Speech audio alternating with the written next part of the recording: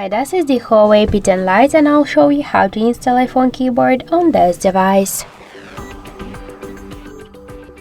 So first we should open the Play Store app and in the search bar we should enter the green Apple keyboard. And now we should get this application, so tap the install button and wait a couple of seconds. So after that, just tap to open the app, click to enable in settings and near green Apple keyboard, click on the switcher, tap twice to OK. And go back, click to switch input methods and switch your currently keyboard to the green Apple keyboard. So now the process is finished and let's just check our new keyboard look, and we could see that this keyboard is so close to the iPhone 1 as all of the emojis. So thank you for watching, and if you like this video, leave thumbs up and subscribe.